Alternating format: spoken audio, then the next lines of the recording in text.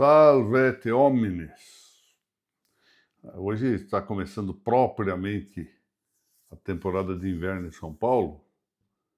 Imagino como deve estar em Curitiba. Pois é. Minhas saudações a todos aqueles que mais uma vez aqui comparecem. Isso me dá muita satisfação. Nós estamos aos poucos tratando de apresentar alguma contribuição para o prosseguimento e o aprofundamento da doutrina registral e notarial no Brasil. Bom, fazendo a nossa parte, ainda que concisa, pequena, não importa. Estamos tentando estudar e incentivar a que se estude. Há muita gente competente fazendo isso. Quero agradecer também aos meus estimados companheiros da Academia Paranaense de Direito Notarial e Registral pelo apoio que concedem a estes nossos encontros, bem como a Noréga do Paraná, o que faço na pessoa do Dr. Matheus Afonso Vieira da Silva, presidente dessa entidade, estendendo os meus cumprimentos e agradecimentos aos diretores e a todos os integrantes dessa academia. Bom, vamos lá, prosseguir no tema da determinação jurídica dos notários e dos registradores. Isso quer dizer, nesse momento, identificar um pouco mais como eles procedem no âmbito da chamada prudência jurídica, ou, falando isso em latim, iuris prudentia. Ou mesma coisa, prudência e iuris. A ordem das palavras do latim não altera o sentido das expressões. Então, os notários e registradores, não são eles apenas os que exercem esse saber tipológico prudencial na sua atividade, devem, para tanto, conhecer, já deixamos dito isso, tanto o universal, isso quer dizer, aí um montão de coisa, desde os princípios gerais, até mesmo fora da ordem jurídica, anteriores à ordem jurídica, passando pelos princípios jurídicos, chegando às leis, às várias leis, aqui se encontra também o tema da lei natural, as leis positivas, e costumes, etc. Bom, essa é a parte universal. Mas, além do conhecimento do universal, e mais importante até, se tiver que escolher um deles, mais importante é o conhecimento do singular, é a esse conhecimento singular, a que são chamados notários registradores, mas também são chamados juízes, promotores públicos, advogados, delegados, etc., o jurista em geral. O que nós trataremos agora de examinar, com brevidade, é algo desse conhecimento singular. Aqui, como o tema é muito vasto, o que eu vou procurar fazer é tratar desse assunto do conhecimento singular por meio de uma sua especificação, ou seja, da diferença que há como núcleo comum do conhecimento singular, tendo o núcleo comum do conhecimento singular, o conhecimento dos tabeliães e o conhecimento dos registradores. E, sobretudo, isso importa, acho que importa isso muito na prática, penso que possa ter algum caráter de ilustração do ponto, o tema da sobrequalificação registral, ou seja, depois da qualificação notarial, a possibilidade que ainda há, aliás, é um dever do registrador, de sobrequalificar, ou seja, qualificar ainda o título notarial que já foi qualificado pelo notário. Isso é objeto algumas vezes de conflito, como nós sabemos. Mas vamos ver os seus limites e a sua caracterização. Bom, o conhecimento singular, por evidente, tem por objeto os entes reais, ou seja, a realidade das coisas. Portanto, aqui nós afirmamos decididamente a possibilidade do conhecimento das coisas, ou seja, a cognoscibilidade do mundo real, a possibilidade de sua apreensão e comunicação. Ou seja, existe uma verdade ou realidade das coisas, essa verdade é apreensível pela inteligência humana e, além disso, ela é comunicável. Ora, o tabelião conhece rotineiramente um título em potencial. vale dizer, uma causa jurídica ainda por efetivar-se. De fato, quando o tabelião vai dedicar-se, por exemplo, à elaboração, à configuração, ao aconselhamento, etc., de um negócio entre seus clientes, ele conhece ordinariamente um título em potencial, uma causa jurídica que está a formar-se. Algumas vezes essa causa já é apresentada formada, mas a maioria das vezes essa causa está por formar-se. Esse é o objeto do seu conhecimento. Isso que passa pela apuração, isso é muito importante, da vontade dos clientes, da verdadeira vontade dos clientes. Diversamente, o registrador conhece o título já atualizado, ele já tem em suas mãos, especialmente aqui vamos pensar no registrador de imóveis, e isso pode expandir-se para os demais registros, mas o registrador conhece o título já atualizado. Aqui teríamos que fazer uma certa diferença, um dia talvez tratemos disso, do que se passa com o registrador civil, que é uma coisa um pouco diversa. Mas, enfim, o título já está atualizado, está realizado. Mas ambos, notários e registradores, conhecem entes reais. E os conhecem não sob o modo dedutivo, uma mera dedução intelectual, senão que de maneira imediata. Quer dizer, maneira imediata. Sem médio, captando a essência das coisas. Bom, então, tenha-se em conta, então, isso é importante, e é uma característica mais visível no caso dos tabeliães do que no caso dos registradores, mas em ambos os casos isso está presente, que o entendimento, ou seja, o intelecto, a mente humana, na captação dos entes reais, não está separado dos sentidos externos e internos, aqueles pelo menos 5 sentidos externos, né? Visão, audição, olfato, tato e paladar, e os internos, os 4 internos, ou seja, cogitativa, a imaginação, o senso comum e a memória sensitiva. Então, a etapa sensível do conhecimento, ou seja, a etapa que é realizada no plano cognoscitivo pelos sentidos externos e internos, ela é fundamental para a formação do entendimento intelectual. Nós sabemos, é clássica esta afirmação, de que nada há no intelecto, salvo o próprio intelecto, que não tenha passado antes pelos órgãos dos sentidos. Isso vem de Aristóteles. E tem uma formulação clássica em latim, conhecida provavelmente de quase todos, não é? Nihil est intellectum, quod non prius fuerit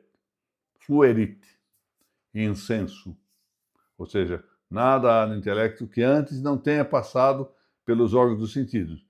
Nisi intellectus ipse, ou seja, salvo o próprio intelecto, ou seja, salvo a própria circunstância de que há um intelecto, nada mais há nele que não tenha passado antes pelos órgãos dos sentidos. Então, essa fase sensível do conhecimento humano, ela não está separada de sua etapa intelectual. Ainda que, evidentemente, se distinga. O conhecimento sensível é diferente do conhecimento intelectual. Um pensador contemporâneo, Xavier Zubiri, disse a propósito, e me parece bem isto, que o homem é uma inteligência sentiente, ou seja, o homem é uma inteligência que sente. Então, exatamente para mostrar essa unidade com distinção, claro, entre o conhecimento sensível de um lado e o conhecimento intelectual de outro. Bom, então, a partir, como eu disse ao início aqui dessa nossa exposição, de um material muito mais amplo, nós podemos considerar aqui alguns aspectos da chamada sobrequalificação registral em relação aos títulos notariais. Bom, não há sobrequalificação quanto aos títulos particulares ou administrativos, porque então, no limite, poderíamos falar em qualificação administrativa, mas isso não é usual. E não tem nenhuma indicação de fé pública ou de recorte do que pode ou que não pode ser visto pelo registrador. O normal é falarem sobre qualificação registral só em relação aos títulos notariais. Talvez pudéssemos, no limite, como eu disse, estender isto aos demais títulos. Bom, essa sobrequalificação registral dos títulos notariais põe à mostra claramente a diversidade do objeto da captação singular nas atividades do tabelião e do registrador. No nosso caso, vamos considerar apenas o registrador de imóveis, hoje pelo menos. Depois, mais à frente, vamos ver. Bom, são 3 os temas nucleares, ou seja, quanto aos elementos notariais qualificáveis pelo registrador. Então, ele deve ver as formas extrínsecas, deve ver a capacidade dos outorgantes e deve ver a validez dos atos dispositivos. Isso quer dizer que ele terá de considerar também a autorização notarial. Esses 3 temas, como eu disse, formas extrínsecas, capacidade dos outorgantes e validade dos atos dispositivos, são matéria conjunta, embora sucessiva, da apreciação notarial e da apreciação registral. E isso causa, de vez em quando, seus embaraços, né? Nós sabemos. E o que se entende por formas extrínsecas dos títulos notariais? O que é que pode o registrador ver neste âmbito das formas extrínsecas? Bom, aqui ele vai examinar a causa determinante do título notarial em acepção substantiva, ou seja, um título em sentido material. E é por isso que ele poderá esbarrar, por exemplo, em um caso de comodato, ainda que suponhamos, uma hipótese conjectural, claro.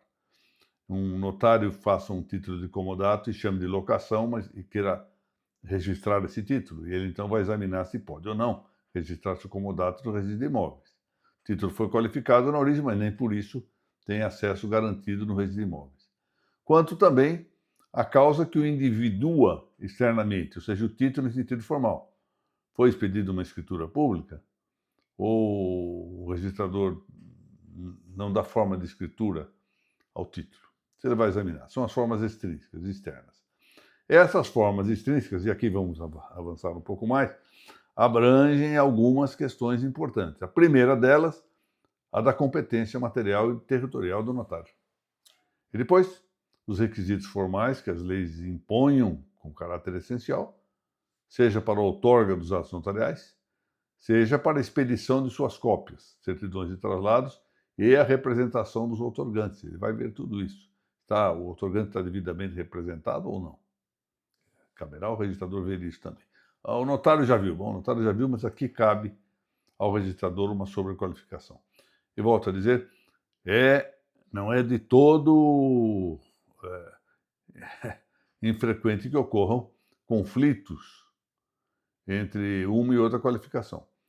Às vezes, conflitos justificados, proposições razoáveis de parte a parte, pontos de vista jurídicos plausíveis. Outras vezes, isso já se tem visto alguma vez ocorrer, por atos de pouca simpatia entre notários e registradores, às vezes atos, sobretudo isso é um complicador quando se trata de um registro que tenha também atividade notarial. Aqui em São Paulo, por exemplo, houve vários casos, 2 ou 3 tabelionatos na cidade, e um deles com função de registro de imóveis também. Então, muitas vezes se temia, se receava que uma qualificação negativa no registro de imóveis quanto a um determinado cartório fosse, no fundo, para prestigiar a atividade tabelional do próprio cartório, onde também se agregava a função do registro de imóveis. Bom, essas coisas podem ocorrer, lamentavelmente, é a situação humana.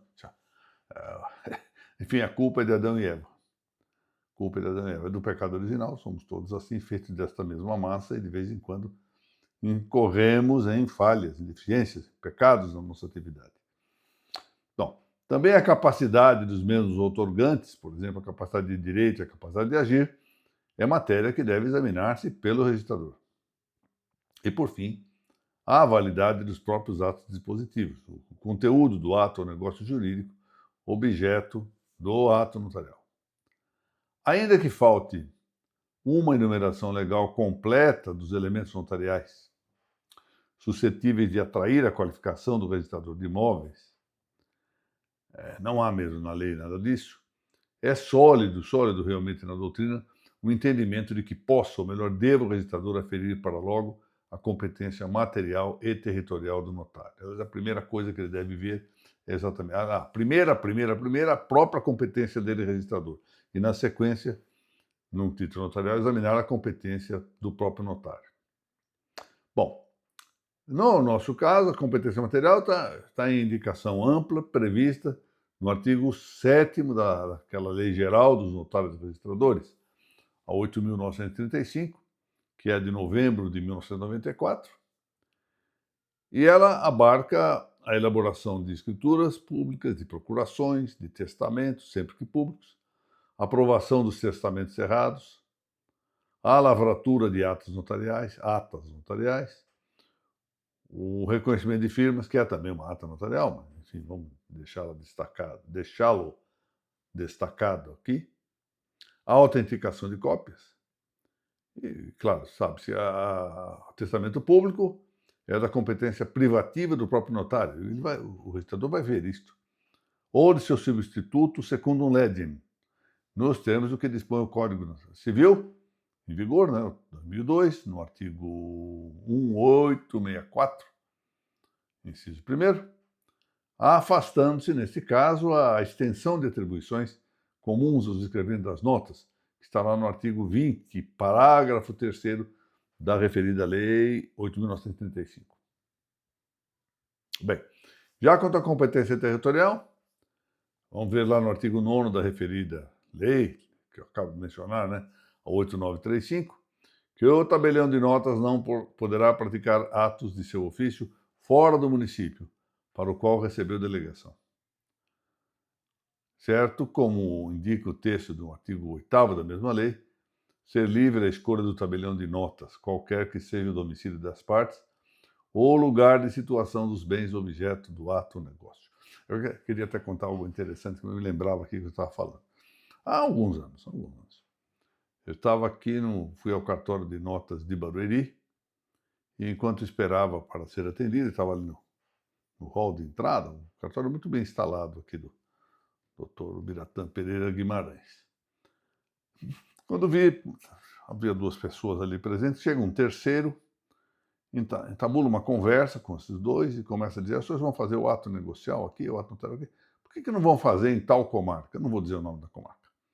Vamos fazer lá, eu conheço o tabelião, lá é muito bom, viu? É muito bom, acho que as pessoas vão gostar de ser atendidos lá e tal. E eu não vou me lembrar agora de minúcias da conversa, mas ele estava apanhando clientes do cartório de notas de Barueri para tentar levar para um outro cartório, ali dentro, ali.